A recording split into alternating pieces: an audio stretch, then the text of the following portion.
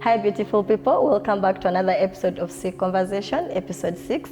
It's your girl Wilma, and today I am riding solo but joined by a beautiful guest who I'll be introducing shortly. Also, we'll be talking about our powerful topic, which is navigating through life challenges as a warrior. I hope that this can touch one or two souls out there. Before we get into it, don't forget to like, share, subscribe, and comment because we'd like to scale our content. And therefore, this is my beautiful guest. Hi, Diana. Hey, Wilma. How are you? Fine, thank you, and good to have you here today. Thank you so much. I'm happy to be here. Please tell us about yourself and what you do, and where your story begins. My name is Diana. As you have mentioned, I am a fellow warrior by nature. Yeah.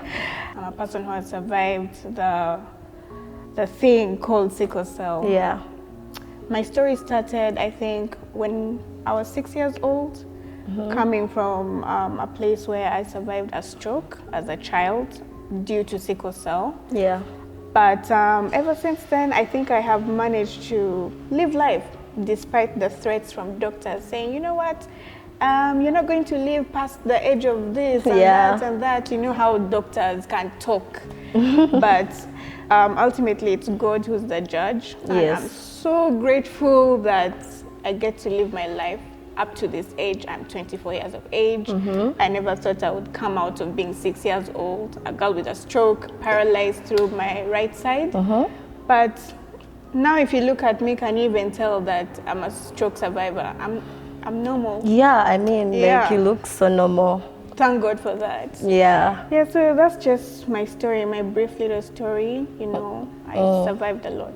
You hinted on the part of stroke, although I would want to know, among the stories that we've shared, or like different challenges that warriors go through that they have to deal with, besides stroke, is there something else that you've really dealt with, like while growing up? Aside from the obvious medical challenges and whatnot, I would say a lot of stigma, discrimination. Yes.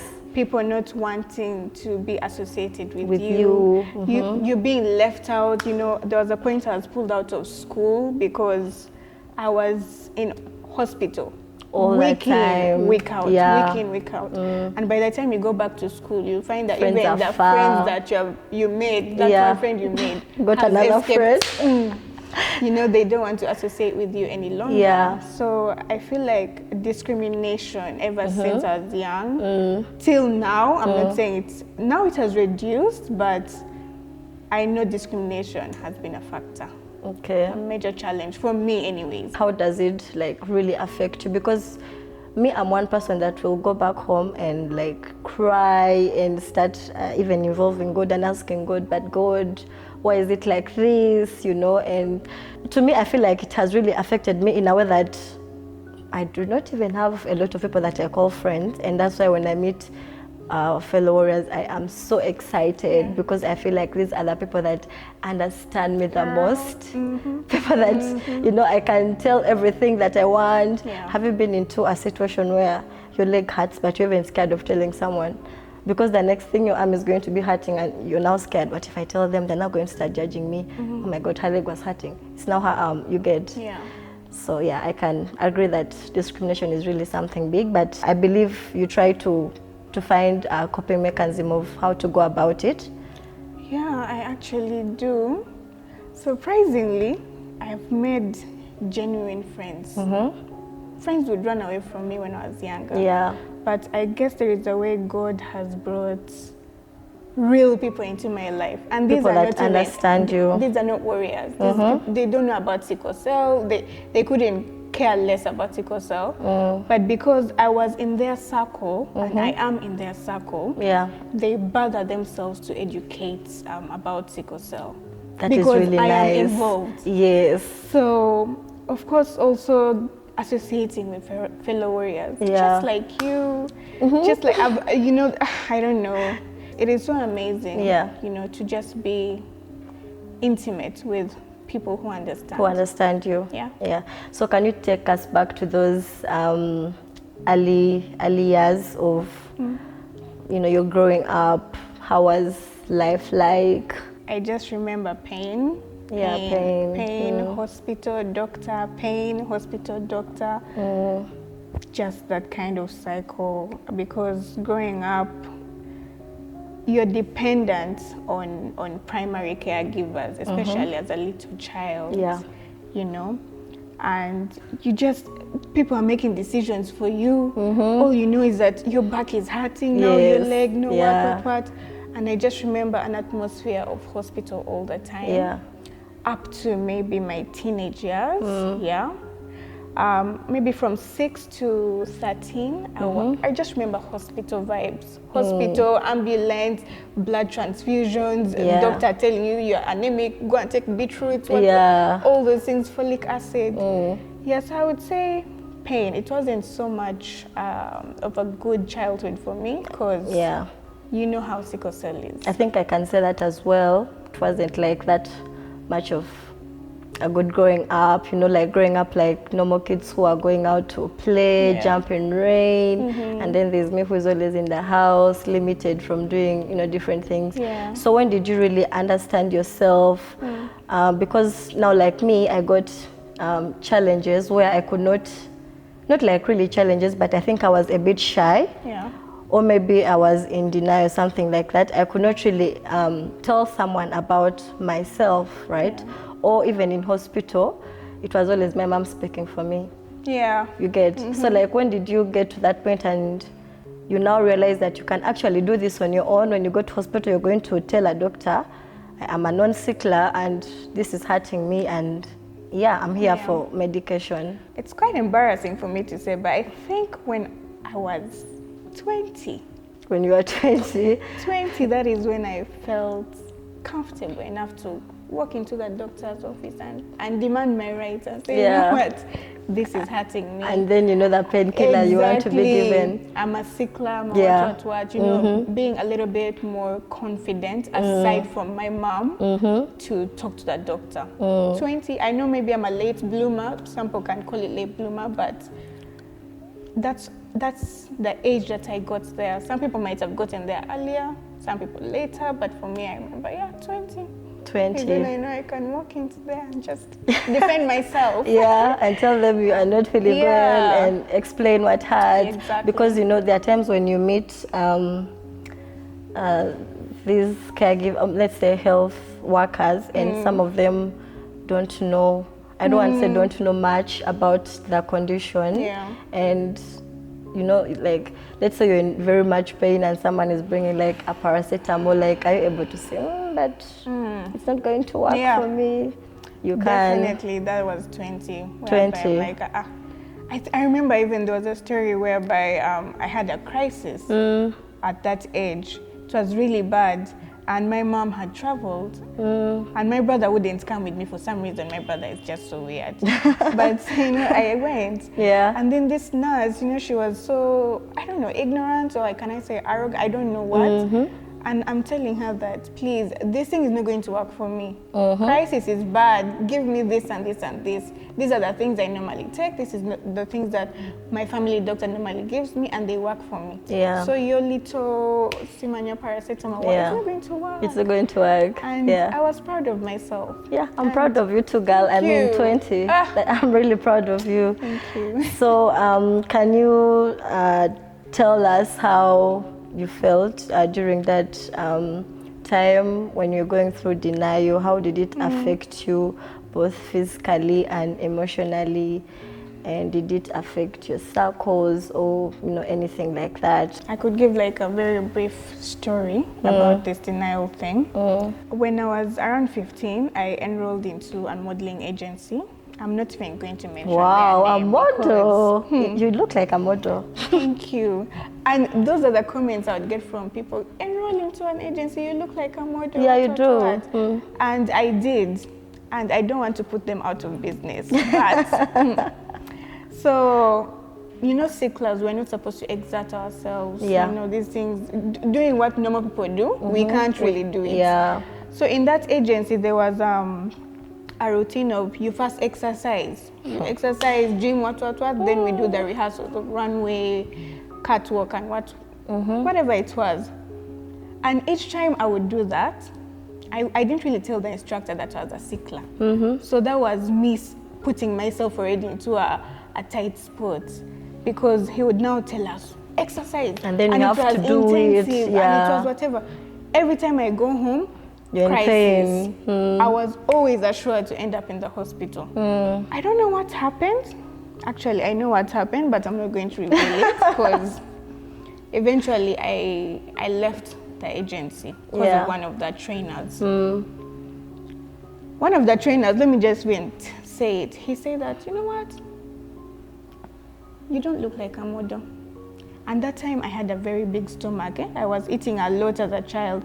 And then he pointed it out. He's like, you have a big stomach, let me just tell you the truth. And as models, you know, we have to put in the work and whatnot. And it seems like you're not fit for it. That guy broke me. Of course, and I knew because breaking. of sickle cell, I couldn't do what those other people were doing to lose the belly fat and whatnot. Straight away, I went into denial. I was pissed. I'm like, I don't want to associate with sickle cell. Why can't it leave me alone? You know, it's robbing me of all these opportunities. So that's when I entered denial. And it is just of recent, which is this year, I just started accepting, because I'm not different. I'm not saying I'm different, but I'm a sickler. I'm not a normal person. In a way, I'm special. In a way, you're special. In a way. Of course, denial messes with you here mentally. Because you're like, am I not worthy? Value? You know, you start questioning yourself. But of late, because I'm starting to accept it slowly, I'm gaining a bit of more confidence in myself. That's nice. Thank you. That's really nice. Thank you so much. And what was like your turning point to reach where you are right now? My turning point was actually a friend of mine who's a fellow warrior had cancer. So she's battling cancer, and then she has sickle cell on top of it. Wow. In the month of August this year, you know, she's now cancer free, and what stays with her is sickle cell. So she hosted an event, hemoglobin and genotype awareness event, and it was meant to like sensitize people about sickle cell and whatnot. And she invited me. She's like, "Come, Diana, just come." It's not like you being associated with this event will mean anything negative. Just come. I will give you the platform for you to tell your story if you wish, but come. So I went for the event, and that event was just so powerful. There's no way I can put it into words, but then I realized that we are many in this. We are many. There is no reason to be ashamed. Not at all. At all. So that was kind of my turning point of accepting that, oh, I'm actually in this category of people, and I shouldn't be ashamed. So that event was really a booster for me. An eye-opener. A mind. Whatever it is. That was a turning point. I'm glad you managed to get out of you know that, and you are now out here expressing yourself. Because I'm thinking maybe by then you couldn't even be able to be in such a space, right? No, I wouldn't even accept for myself to be known as a sickler. I know. Maybe my other question, did it like affect your relationships now, like sharing with, let's say, friends, right? People closer to you, or even at work? It definitely affected my relationships in a very good way. Because before, people didn't know about me. I didn't even want people to say, she's suffering from sickle cell and what, especially work colleagues, you know? I wanted to seem normal. You know, I'm really curious because now, like at work, how did you manage to, for lack of a better word, let's say hide? How did you manage to like hide in there and like no one knows? How did you manage? I don't even know, because when I was joining that workplace, we even filled out a personal bio form. And they ask you, any special diseases or conditions? Nothing. I actually put sickle cell. Oh, you did? I did. Wow. But I guess I was also on God's good side, because I'm a person who rarely gets crisis. So it was rare for me to call in sick to work because of a crisis or whatever. I don't know if they suspected. I really don't know. But me in my head, I'm like, no one knows. Yeah. But I think they knew. You think they did? Because sickle cell is obvious. You can have like yellow eyes and whatnot. Sometimes you can't hide it. Yeah. And if HR has already seen the form, sickle cell, maybe she's the one even who spreads the rumors. Look at her, she's the one who has sickle cell. Yeah, everybody's surprised. Yeah, but I was a person who was fortunate enough never to call in sick a lot because of sickle cell. Okay, and then friends and... The friends, as I said before, I was fortunate to be graced with a group of friends who are very supportive from the beginning. These are people whom I met in high school and campus and have stuck with me. Yeah, so they're very positive with me. They're very nice. Yeah, like supportive. They're supportive. There's no judgment with them. And they bother themselves to actually learn about sickle cell because I am in that friend group. So that if anything happens, they know how to deal. Okay. Yeah. So have you done advocacy before? Like really deep into it? So remember the events that I mentioned that happened in August?